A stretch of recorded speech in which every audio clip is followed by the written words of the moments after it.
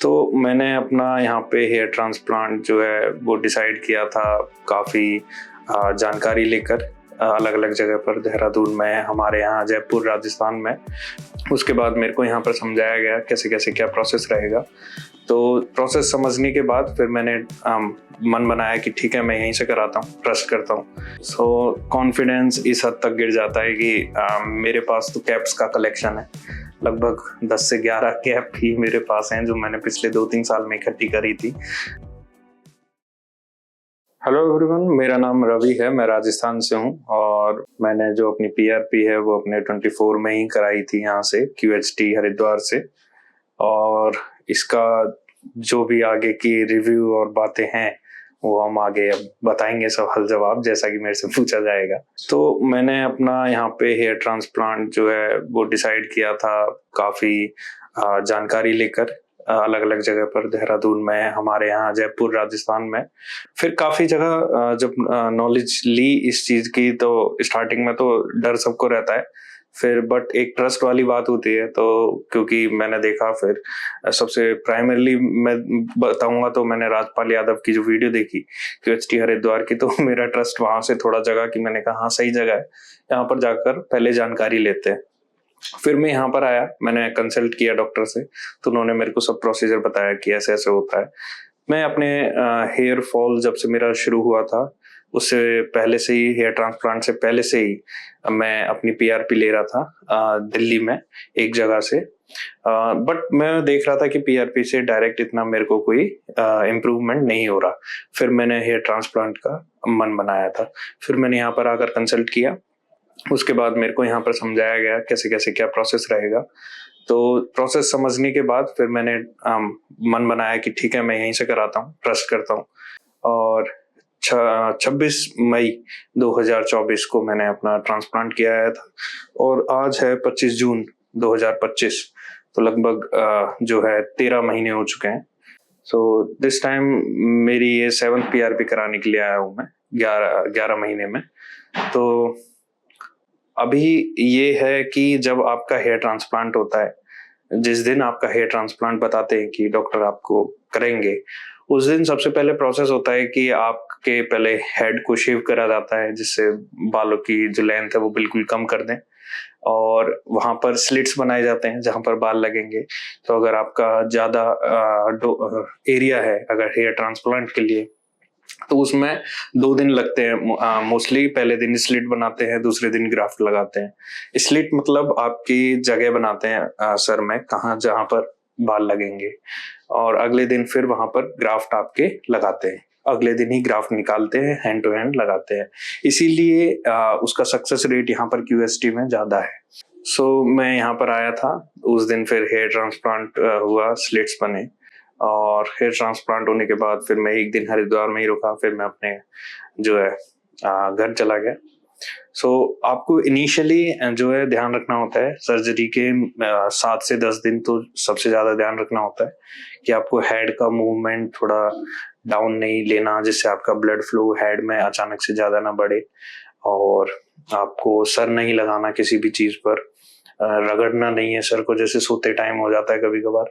तो इन चीजों की केयर करनी होती है, और ये इतना सोचने वाली बात नहीं है, बिकॉज बहुत इजी हो जाता है। आप आजकल वो चल गए हैं जो बसों में हम ट्रेवल करते टाइम यूज करते हैं, नेक पिलो, उसको आप पहन के सो सकते हो बैठे बैठे चेयर पे। तो मैंने यही किया था पर्सनली, और तो उसमें कोई प्रॉब्लम नहीं आती थी हेड को स्ट्रेट रखने में।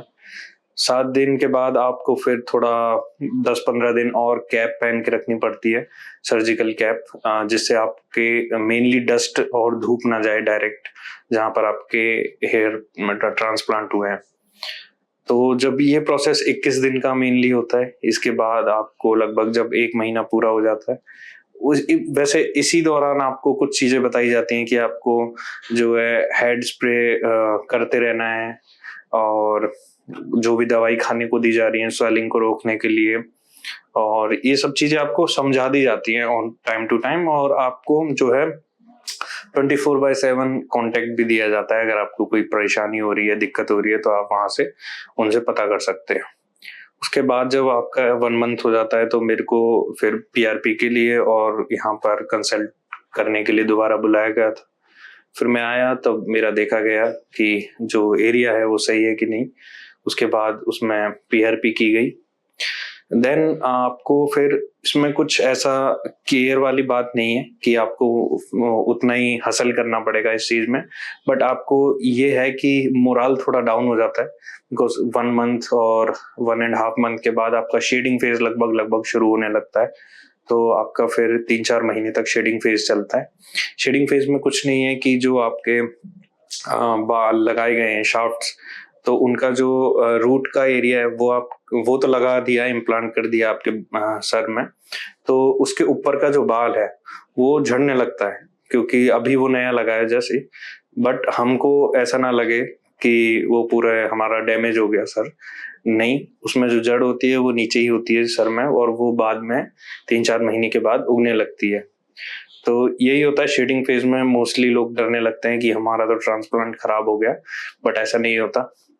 उसके बाद आपको केयर यही करनी होती है कि आपको मिनॉक्सिडिल यूज करना है टाइम टू टाइम, अपना हेयर वाइटामिन खाने हैं, और पीआरपी को इनिशियली एवरी मंथ रखें। उसके बाद साल में 2 बार 3 बार जितना भी आपसे हो सकता है, और यही मेजरली केयर होती है। और यहाँ पर जब डॉक्टर्स की बात करें तो काफी अच्छे से समझाते हैं डॉक्टर्स। ऐसा नहीं है कि आपको सिर्फ बताया और ठीक है बोल दिया कि आप करा लीजिए। आपको इनिशियली सब समझा दिया जाएगा, इनिशियल स्टेज से लेके लास्ट तक सब समझा दिया जाएगा। मेरे को यहाँ पर ऑलरेडी 11 से 12 महीने हो चुके हैं अब। इनिशियली जब मैं यहाँ पर आया था तो डॉक्टर्स ने जब चीजें समझाई थी, जब तब मैंने उनको अपने पुराने कुछ फोटोज दिखाए थे। मैंने कहा कि जब मैं अब से 2 साल पहले जब मेरे हेयर फॉल शुरू हुआ था, उस टाइम पे मेरी हेयर लाइन ऐसी थी। तो वो डॉक्टर्स ने देखे और उसी के अकॉर्डिंग फिर उन्होंने हेयर लाइन जो है डिजाइन करी। और वो आपकी हेयर लाइन ऐसा भी नहीं है कि कुछ ज्यादा नीचे हो या ज्यादा ऊपर करें, वो बस उसको ऑप्टिमल लेवल पे रखते हैं, जिससे कि आप ऐसा ना हो कि 10 साल बाद वो अजीब लगे या अभी से अजीब न लगने लगे। सो मेनली क्या होता है कि आपका जब भी हेयर फॉल होना शुरू होता है तो इनिशियली आप सोचते हो कि अब मैं क्या करूं, और आप तरह तरह के प्रोडक्ट्स हम लोग यूज करते हैं जिसके भी हेयर फॉल होता है। उसी लाइन में मैं भी था, उसी ग्रुप में मैं भी था। मैंने भी हर प्रोडक्ट यूज किया है बाहर से, और हर हेयर फॉल का जो भी बोलेंगे टैबलेट और जितने भी मार्केट में ऑयल है, सीरम्स है, सब मैंने अप्लाई किए, सब मैंने यूज किए। बट मुझे कोई ऐसा खासा रिजल्ट नहीं मिला, बिकॉज हेयर फॉल मोस्टली जो मेंस में होता है वो जेनेटिक ही होता है, तो वो बाहर की चीजों से ऐसे कंट्रोल होता नहीं है, रुकता नहीं है। फिर जब मैंने लास्ट में डर्मेटोलॉजिस्ट से बात करी तो उन्होंने फिर पीआरपी के लिए सजेस्ट किया, तो फिर मैंने पहले पीआरपी कराई। 4-5 पीआरपी मेरी हो गई, तब मेरे को समझ आया कि पीआरपी में भी मैं इन्वेस्ट कर रहा हूँ इतना, बट उसका रिजल्ट नहीं आ रहा। फिर मैंने यहाँ पर आकर जब बात करी तो उन्होंने समझाया कि जब रूट्स ही नहीं है, ऑलरेडी रूट्स आपकी जा चुकी हैं स्काल्प पे से, तो पीआरपी भी नहीं उगा सकती उनको। तो मेनली हमें रूट्स ही वापस लगानी पड़ेंगी ट्रांसप्लांट करके, तो उसके बाद पीआरपी जो है वो फायदा करेगी आपको। तो फिर ये चीज मेरे को जब समझ आई तो फिर अब जो है इजी लगता है ये सब। इनिशियली जब आप स्टार्ट करते हो कि ये सब प्रोसेस क्या है, तब आपको बहुत टफ लगता है कि बहुत मुश्किल चीजें होंगी, बट जब आप एक कदम आगे रख देते हो तो आपको सब समझ आने लगता है कि क्या प्रोसेस है इन चीजों का। उसके बाद आपका जो कॉन्फिडेंस है वो काफी लो होने लगता है जब आपका हेयर फॉल होता है। मेरे साथ भी यही बात थी। आपकी मेनली एज जो है मेंस में वो लगभग मैं तो कहूंगा 15 साल ऊपर ही चली जाती है। अगर आप 25 के हो तो 40 के लगने लगोगे। लेकिन जैसे ही आपकी हेयर लाइन दोबारा मेंटेन की जाती है, हेयर दोबारा लगाए जाते हैं और आपकी हेयर ग्रोथ को आप जो है इम्प्रूव करते हो, मेंटेन करते हो आगे चल के, तो वो फिर दोबारा कॉन्फिडेंस आपका वापस आ जाता है। कॉन्फिडेंस इस हद तक गिर जाता है कि मेरे पास तो कैप्स का कलेक्शन है। लगभग 10 से 11 कैप ही मेरे पास हैं जो मैंने पिछले 2-3 साल में इकट्ठी करी थी, क्योंकि मैं हमेशा कैप्स ही पहनता था। मेरे को खुद ही पसंद नहीं था कि मैं मिरर के आगे जाऊं और जो है देखूं अपने फेस को, बिकॉज वो अजीब लगने लगता है, स्पेशली जब आप यंग एज में होते हैं तो आपको काफी अजीब लगता है वो। तो फिर अब ये है कि अब आप देख सकते हो काफी, बस ये है कि ये थोड़े हेलमेट से ऐसे हो गए, बाकी इनको मैं मेंटेन करके रखूं तो काफी अच्छी लगती है हेयर स्टाइल, आपका कॉन्फिडेंस अंदर से जाता है। आप तो जैसा कि आप फोटोज में देख पा रहे होंगे, मेरी जो हेयर लाइन थी वो काफी पीछे रिसीड कर गई थी, और अभी जो है वो हेयर लाइन डॉक्टर ने जो बनाई है वो काफी अच्छी है। और मेरा तो ये मानना था कि साइड में भी जो है टेम्पल्स इम्प्रूव किए जाएं, बट एज डॉक्टर सजेस्टेड कि नहीं, वो आगे जाकर अच्छे नहीं लगेंगे। जैसे कि मेरी एज अगले 5 साल में बढ़ेगी, मैं अपने 30s में आऊंगा, तो क्योंकि नेचुरली भी थोड़े पीछे जाने चाहिए मेल्स के जो बाल होते हैं, तो वो अजीब ही लगेंगे फिर बिल्कुल। तो उस रिगार्डिंग सिर्फ मेरी हेयर लाइन पे काम किया गया था और काफी अच्छा इम्प्रूवमेंट है। आप दोनों फोटोज को कंपेयर कर सकते हैं। यहाँ पर जो भी मेरा अभी तक का एक्सपीरियंस रहा है, मैं सजेस्ट करूंगा कि अगर आपके पास कोई कंफ्यूजन है तो पहले आप यहाँ आकर कंसल्ट कीजिए, उसके बाद आपका अपने आप मन हो जाएगा कि ठीक है, मेरे को सब क्लेरिफाई यहाँ पे किया गया है, मेरे सारे डाउट जो हैं वो यहाँ पर समझाए गए हैं, तो क्यों ना मैं यहीं पर अपनी जो है आगे की जर्नी इनिशिएट करूँ हेयर ट्रांसप्लांट की। तो उस बारे में मेरा कोई डाउट नहीं है। आप QHT क्लिनिक में बिल्कुल स्मूथली आ सकते हैं, यहाँ पर अपना जो भी क्वेरी है उसको क्लेरिफाई कर सकते हैं, अपना हेयर ट्रांसप्लांट का प्रोसेस जर्नी स्टार्ट कर सकते हैं। और इस मामले में मैं अगर बोलूँ तो मैं तो रेटिंग 5 आउट ऑफ 5 दूंगा, जो भी यहाँ पर मेरे को ट्रीट किया गया है, क्योंकि मेरे को आज तक ये नहीं लगा कि हर बार मैं जा रहा हूँ तो मेरा एक बार हेयर ट्रांसप्लांट हो गया तो मुझे अलग तरीके से ट्रीट किया जा रहा हो कि ठीक है, हमने हेयर ट्रांसप्लांट तो कर ही दिया। मैं जितनी बार आता हूँ उतनी बार मेरे को उसी तरीके से वेल ट्रीट किया जाता है, PRP के लिए हो, चाहे मेडिसिन के लिए हो, चाहे नॉर्मली कंसल्ट करने के लिए हो कि मुझे आगे बालों में क्या करना है। So this is very good to initiate your hair transplant journey, QHT clinic Haridwar.